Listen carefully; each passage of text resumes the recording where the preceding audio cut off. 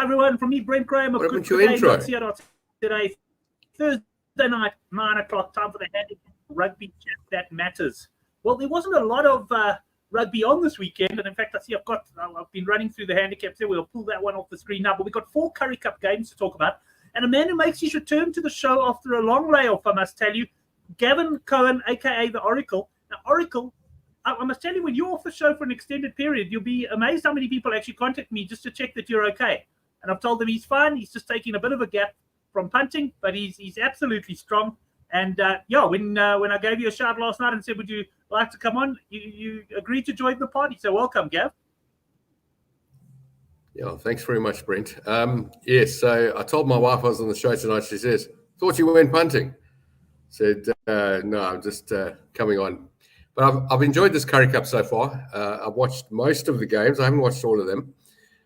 And, I always hear it every single year, the Currie Cup starts and everybody in the office and everyone around the bar, oh, Currie Cup's rubbish, what. And it's not about that. I mean, the Currie Cup is it's where the stars are born. And it's still a good competition. I enjoy it. 2011 Lions winning was one of my favorite, but honestly, I enjoy the Currie Cup. It's good rugby. It's South African rugby. I'm happy. I suppose the New Zealanders would say the same thing about their competition. It's completely diluted compared to what it was 10 years ago, and I don't even watch that anymore. I barely watched the Super Rugby this year. I just enjoy Currie Cup. I've always enjoyed it. Love it. One thing I'd like to say, Brent, and you and I discussed it last week. You got Pumas on the left, Sharks on the right, and then it's a Sharks home game. Half the bookmakers don't know about it. Half the media people don't know about it. If these people want the public to engage in their competition, they've got to be a little bit more transparent and tell us what's going on. I mean, that was a complete balls up. And the other thing I'd like to say is, why put 3 games on a Friday? Spread them out. Have a Thursday game, have a Friday game, have a Saturday game, and have a Sunday game. And you know what? People will start watching again. Yeah, I agree with you that 3 games on a Friday was nonsense. Just to welcome Mark Dumphy into the live chat. I imagine we'll lose a few viewers tonight. But first of all, a lot of our overseas guys actually obviously don't follow the Currie Cup. And secondly, we've got the Blitzbox in action, I think, in a few minutes. But Mark from Ireland saying, evening all. He's a big fan of the Oracle. Great to see you back. And he's busy watching New Zealand box. Now, I know Oracle's also keeping his eye on that game. But Mark, appreciate the odds update there. Although I haven't watched any sevens yet, but it sounds as though the Blitzbox really scraped their way into the quarterfinals there after losing to both New Zealand and Ireland in the group stages. But I walked into the office this morning and I said, how has South Africa still got a price to win the tournament? I didn't understand the format. So what they've done is they've got 3 groups. So obviously 6, the top 2 teams go to the quarterfinals, and the 2 best third place. So they've effectively eliminated 4 teams yesterday. That's all they did. Yeah, it's very similar to that, that under-20 World Championships one as well. Yes. And what you get, the thing is when you have that sort of format, what you get is strange scenarios where you play, like we play New Zealand, who we also played in the group stages. We played them in the quarterfinals, which is unusual. Normally you would expect to sort of go through and play other teams. So it is quite tough. Johan Esthuizen reckons Fiji to win the sevens. I haven't seen anything. I agree with you 100%. Yeah, that's the winner. He's got it. And I know the anti-post favourite was actually France at around about. France are lucky to be in this quarterfinal. And he lost to Uruguay yesterday, and they battled against the USA. So, yeah. Cool, man. Well, anyway, Gav, let's get on to what I would call, so far personally, a very unpredictable Currie Cup. As a Taverna there as well. Griffins against the Cheetahs. Now, these sides met in week 1 in Bloemfontein. Cheetahs absolutely hammering them. I think it was something like a 62-point winning margin. Griffins have disappointed in all of their matches so far. The Bulls beat them by 42. An understrength Western Province side also beat the Handicap quite comfortably against them. We got 47.5 here, Gav. I ran through these very quickly with you before the show. And when I got to this, when I put this one up, you just said, not high enough. I'm going to suggest there might be a digit missing here, Brent. I'm not even joking. This game could go to 100. And you'll remember when we had 14-team Currie Cup in the early 2000s. I remember going to the Shark Stadium in Durban, where I was living at the time, and literally sitting on one side of the field to watch the tries, and at halftime going to the other side of the field to watch the tries when the Falcons and the Griffins were coming to Durban, these kind of teams. And honestly, this team won't win a game. They obviously haven't come close yet. They definitely won't win a game. And unfortunately, this game could get very close to 100 points. 47 is nowhere near what this result is going to be. This is a bad price. This is a mistake. The bookmakers could actually go to the gambling board and argue that they've got a mistake here, because this is a mistake. This is way too low. Way too low. Minimum here, seriously, absolute minimum. Mediocre Cheetahs team will win this game by 65.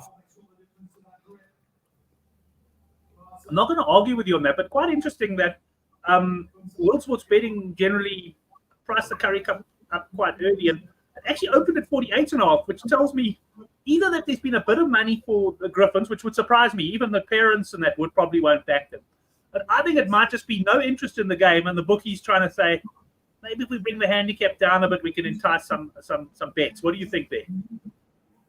I think that 500 Rand will probably move that handicap by 3 points. So, yes, I'm going to agree that there's not a lot of money on this game. I think people are waiting to see, but there's really nothing to wait and see. This is way too low. Honestly, this is wrong. It's wrong. It's a mistake. I don't have any other English words to describe how I feel when I see 47 when it should be, I'm not joking, it should be 77, 87.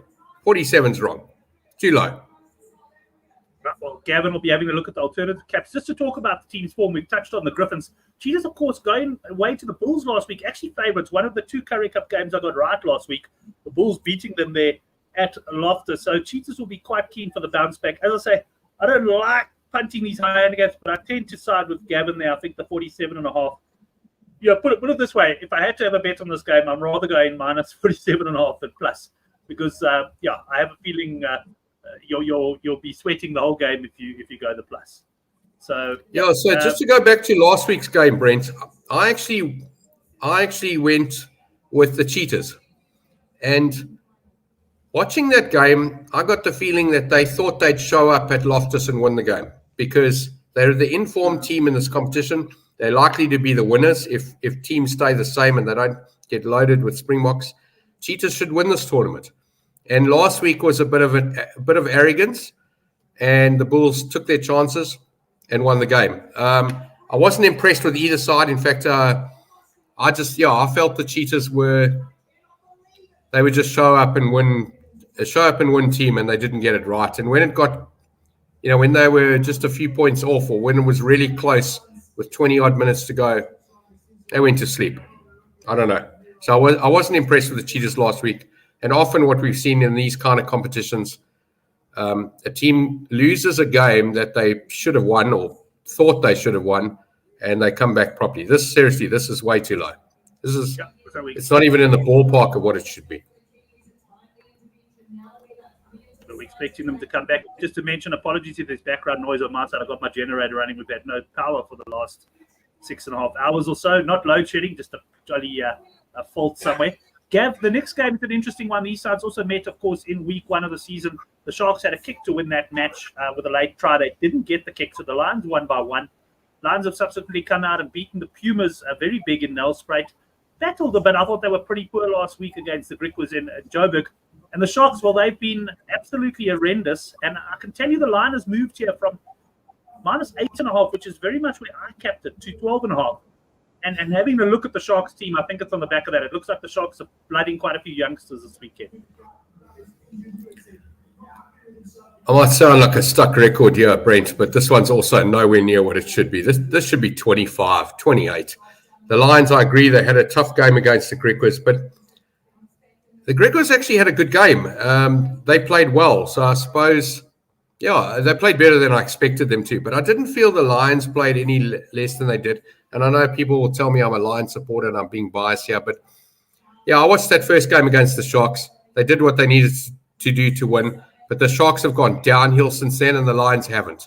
The Lions have improved or at worst flattened out. The Sharks have got far worse than they were against that first game against the Lions. I'm expecting a 20-plus result here, 25 to 30-point Lions win.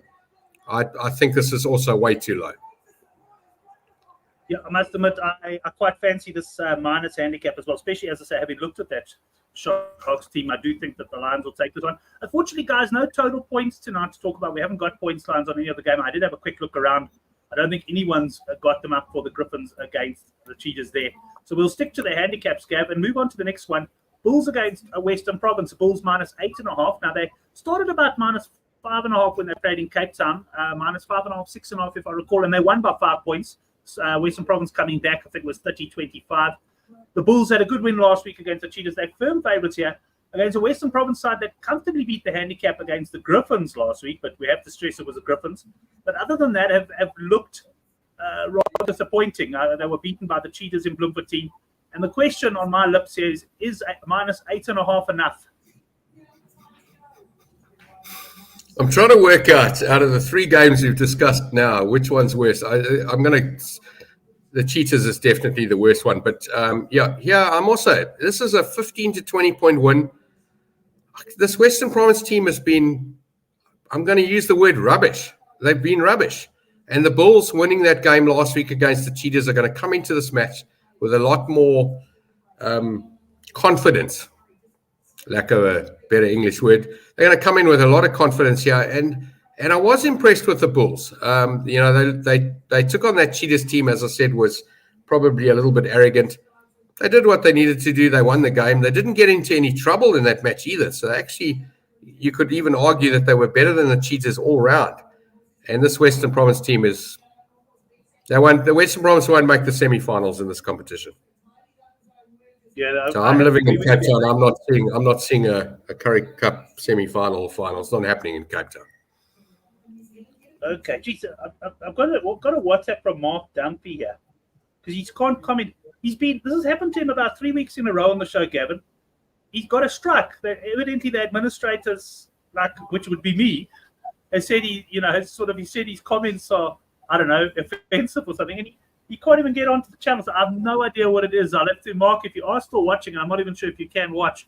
I'll have to find out about that. It's very, very YouTube on him. He's obviously commenting on other YouTube channels, saying things that people shouldn't be saying. So yeah. Oh yeah, there we go. Is that 14-0, Dylan?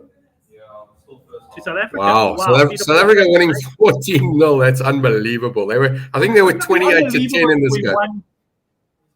Imagine we won gold, Gav, the way we started this tournament. It would be bizarre. What price were we this morning when you said you saw? I think they were around 50 to 1. And I think they were 12 to 1 or 10 to 1 before the first game. Something like that, 10 or 14 to 1. Anyway, we all know it's a long way to go. Peter Paul's already messaged 14-5 while we've been speaking there. So a long way to go on that one. Guys, back to the Bulls game. Our handicap this game 12.5. I definitely see the value there at 8.5. And I do think the Bulls will win this one fairly comfortably in the end, which takes us already to our final game of the show because, of course, we just got the 4 games this week. Minus 11.5, the Pumas against the Griquas. I think I kept this a little bit lower at about 9.5. But like I've said to you before, Gab, Currie Cup handicapping, you I don't know. It's very much a bit of a quick gut feel, and there's not much science goes into it for me at the moment. But this handicap has, I think, been fairly stable all week. And I know some guys who are on the Griquas plus, but I also know plenty who like the minus. I like the minus here, Brent. I'm not going to suggest it's wrong. It's probably right. If anything, it's maybe a couple of points too low, maybe a 12 or 13, but nothing like a 20 or 25 like in the other games. This game should be close. We've seen lots of Puma, Griqua tussles in Nelspruit. I'm hoping this game's in Nelspruit the way we're talking because we really don't know. I know that the Pumas and Sharks next game, which Sharks is supposed to be the home team, it's switched around. I think it's next week or the week after will be in Nelspruit. But yeah, I like the Pumas here. Out of the 4 games, this is the hardest one to talk about on the handicap level. Pumas will win the game. whether they'll win by more than 11.5 is, this is the toughest. This is the one unit game, and the Griffins game is the 5-unit game for me. Yeah, it's minus or no bet here, but honestly, I wouldn't be surprised if this was 10, 11, 12, 13 in the end. Who knows? Could be close. Well, Tika Wenger came on and just said he loved the thumbnail, so I thought I quickly went and brought that up here, Gav. You probably wouldn't have seen the thumbnail. Rubbish first rubbish. There we go. That's right. Yeah, so there's only one guy who made that saying famous. I'll tell you what, Brent. I remember, Brent, when I first made that, I spoke about the Bulls and the Cheetahs in 2016 or 2017. I can't remember when it was. The flood of WhatsApp messages I got from my mates that were Bulls supporters, they were so angry with me. And I said to them, be real. You've got to sit down and you've got to look at what's happening, because at the time they were the worst teams playing. And, I got my share of abuse in 2010, and the Lions didn't win a single game. But in fact, they won 80% of their handicaps, but didn't win a single game. I actually made money that year, but they didn't win. So listen, this is not rubbish versus rubbish. The Griquas are the rubbish here. There's a rubbish in each one of these fixtures. They aren't playing each other. Honestly, I think the semi-finals are the 4 home teams here. Sorry, not 4 home teams. I'm excluding the Griffins. Cheetahs, Bulls, Lions, and Pumas. Those are the semi-finalists this year. And I'm of the opinion it'll be a Cheetahs-Lions final or a Cheetahs-Bulls final. Right, yeah, I won't argue with you on that one. And Gav, if you had to sum up your best bet, I know you said it was difficult to choose. You said which one? No, it's Cheetahs, it's Cheetahs. And I'll tell you what I would even suggest here is I would suggest a treble of 2-to-1s. So take the 2-to-1 on the alternative handicap wherever you bet. 2-to-1 the Cheetahs minus, 2-to-1 the Bulls minus, 2-to-1 the Lions minus. And that'll give you between 25-to-1 and 33-to-1, depending on where what handicap you take and where you bet. That's the bet for me. All those 3 are way too low. And if you've got a little bit of money left over, stick some of your profit onto the Pumas minus here. But I wouldn't go big on the Pumas game. The other 3 for me are standouts. There's a proper treble here. Don't take the 7-to-1, 9-to-10 treble.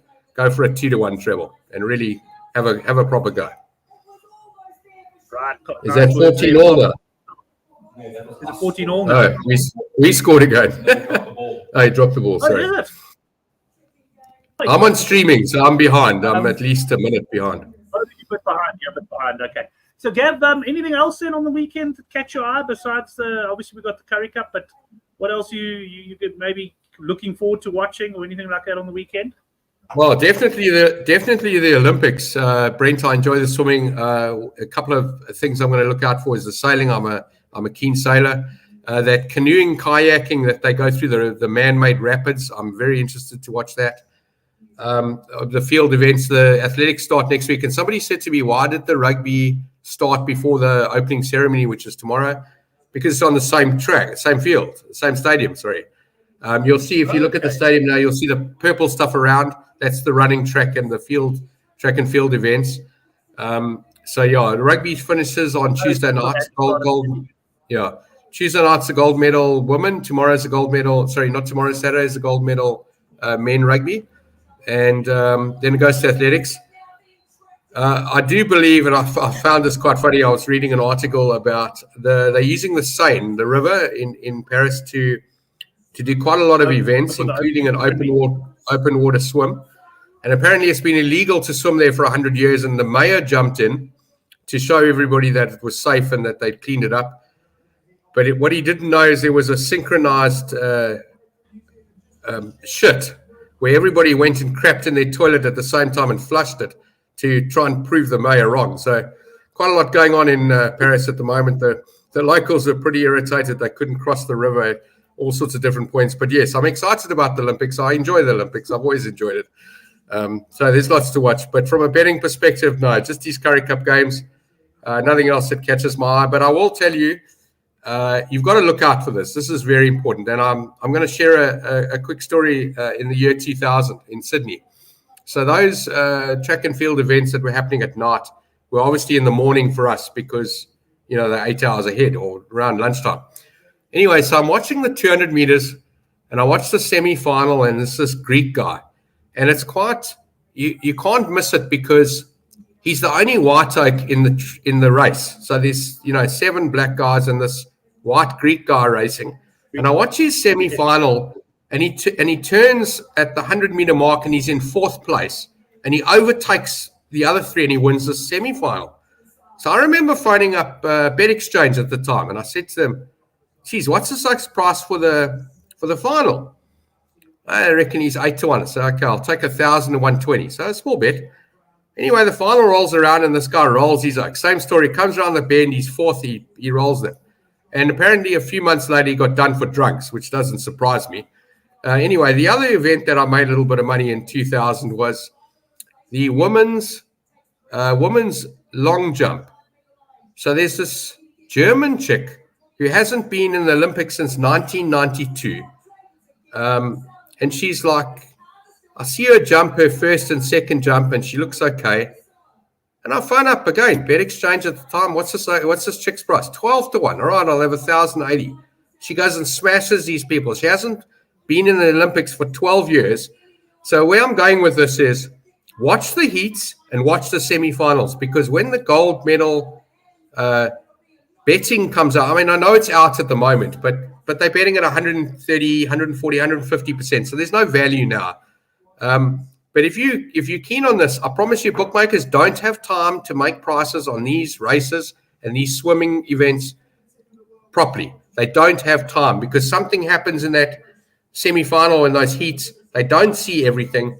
It's algorithms. It's these young Zoomers, the Gen Z people in Europe somewhere making these prices. You can beat them. Do a little bit of homework. Watch the heats. Watch the events. These kind of events roll around as we know every 4 years. I know there's Commonwealth Games as well, but there's so much opportunity here if you just look for it. It really is. And I'm of the opinion you wake up in the morning, pick your 2 or 3 events you want to concentrate on, and go for it. You won't make money if you try and bet on every event, but if you pick a couple that you can read and that you understand what's actually going on, in front of your eyes, you can make money here, no doubt. Yeah, 100%. I think it's good. I mean, and it is. I'm never going to be a big punter in the Olympics, but it definitely, you find your events you enjoy and watch those heats and that sort of stuff. You might just be able to get an edge over the bookmaker. I've got a good mate he's not much of a punting guy, but he's telling me all his fancies already. And of course, I go straight away and look at the prices. And yeah, really looking forward to things there. But Gav, thanks very much, man. It's been great to have you back on the show. I think a lot of guys pleased to see your faces again. If anyone else ever gets a strike on YouTube or anything for commenting on the show, please let me know. I know Mark, we're having big problems with him getting him banned, and it's definitely not me doing it. I mean, his comments are hardly. He said maybe the one time he said something about Ireland, he thought maybe I didn't like it, but I said no, not at all. So I'm not too sure why he's not on. But Gav, it's been great chatting with you. Good to have you back on the show, and to the boys who did join us and watch the Blitzbox at the same time, thanks very much.